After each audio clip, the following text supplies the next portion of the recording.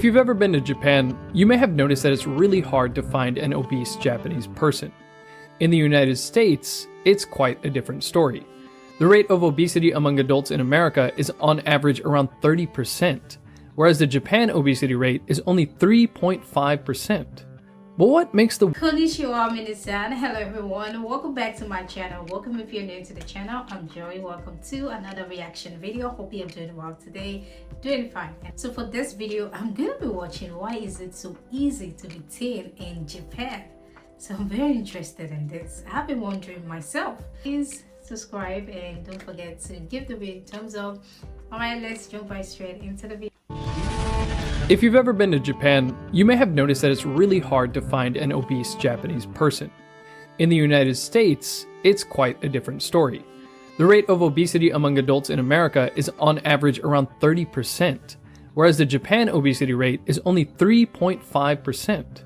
But what makes the weight of people in these two countries so different? Why Japanese people? At first, I was thinking about things like Japanese people drink a lot of green tea, and they get a decent amount of fermented foods like kimchi or natto, which is great for the gut microbiome.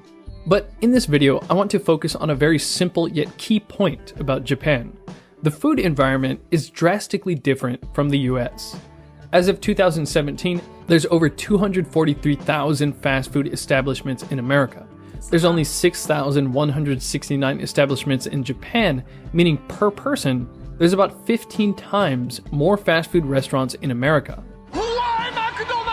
Then again, in Japan, fast food, fried food, chips, chocolate, candy, soda, and not so healthy things are still available wherever you go.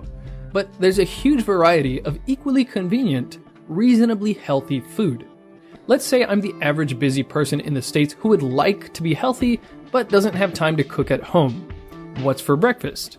Most people's options are limited to things like a McGriddle with hash browns and coffee, or maybe an egg and processed cheese sandwich with tater tots at Dunkin' Donuts, or some pancakes at Denny's if you have more time. Surely some people will have healthier options than that, but I'm trying to think of what most people are going to have access to. So what's a quick breakfast in Japan? While there's more than 6,000 fast food establishments in Japan, there's also 5,000 rice bowl establishments. The big ones are Yoshinoya, Tsukiya, and Matsuya. And for $4 at Tsukiya, for breakfast you can get plain rice, miso soup with seaweed, an egg, baked fish, and a small potato salad comes with it. If I'm extra hungry, maybe I'll add some kimchi, fermented soybeans, and stewed beef for $4.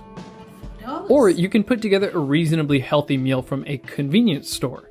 At a Japanese convenience store, I can get a rice ball, which is just rice, salmon, and salt, a small salad, or a package of sushi, or a thing of fish with miso, or some soup. I was pretty impressed with how little junk is in this. It's basically just vegetables, pork, and fish broth.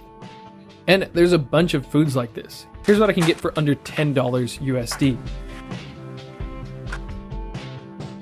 That's a lot. Compare this to what's available in American convenience stores. They're usually limited to fried foods sitting under heat lamps or foods loaded with trans fats, sugar, preservatives, and unhealthy additives. If you're lucky, you might be able to get a package of plain nuts with nothing added. So the items in Japanese convenience stores are not top quality health foods, but they're not bad. This is big because practically everyone has access to these places. Convenience stores like these are everywhere. Japan has about 55,000 convenience stores, meaning there's about 10 times more convenience stores per square kilometer in Japan compared to America. For most, these places are in walking distance. I understand that of course there are healthy restaurants here and there in America, and you can make a really healthy meal with ingredients from the supermarket. But when it comes to cheap, convenient, and quick food, it's almost always quite unhealthy. In Japan, for a quick lunch, I can go to Burger King, or right next door I can get some sushi. I can get a hamburger and some popcorn at Vandalism Cafe, or I can go next door to Matsuya and get a bowl of spicy tofu soup with a bit of beef, green onion and cabbage, some pork, a soft-boiled egg, some mustard spinach, rice, and there's free pickled ginger to go with it. And of course, there are many healthier non-chain places that offer many different types of cuisine. And this variety is important. It's going to be much easier to stick to healthier options if you aren't getting bored of having to eat the same things at the same places over and over. Even if you're going out to drink with friends at dinner time, there's still a variety of good food choices. The standard place to drink at is an izakaya. At 10,000 establishments, there's almost twice as many izakayas as there are fast food places in Japan. Replacing fast food for alcohol is not a good strategy, but let's see what the common izakaya chains have to offer in the way of food.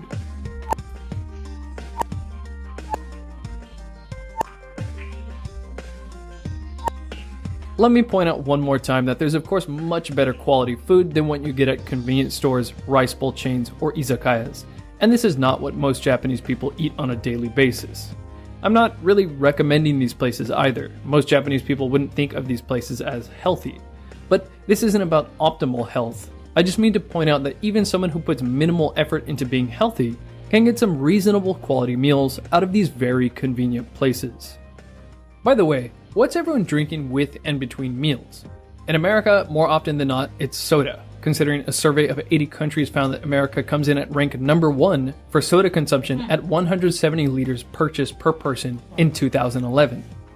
Japan came in at rank 56 at 32 liters per person. In Japan, most places serve tea with your meal for free, and in general, it's harder to purchase massive quantities of soda. There's no comically large big gulps at 7-Eleven, I haven't seen these packs of soda here, and Japan has the smallest large cup size at McDonald's. An American medium-sized drink is bigger than a Japanese large. Another factor to thank for keeping people's soda intake low is again, variety. What's interesting is despite Japan drinking 5 times less soda than America, soda is available in vending machines everywhere in Japan. There's 5.52 million vending machines, meaning there's a vending machine for every 23 people in Japan. That's the highest vending machine per capita on the planet. So what's in these vending machines? Why don't we take a look at this vending machine I came across on the side of the road in the middle of nowhere in Hakone. Among other things, they have black coffee, 6 different types of unsweetened tea, and water.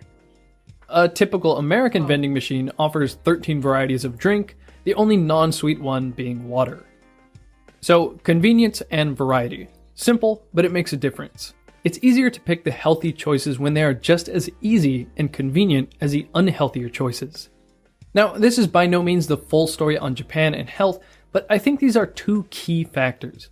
I'll be doing another video on some of the many other things that contribute to health in Japan, so if there's a particular point you want to hear discussed, leave a comment below.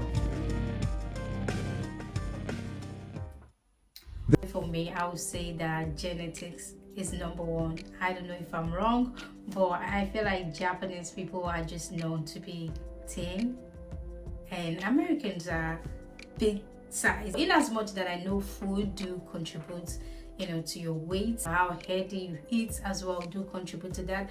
I would say number 1 thing is genetics.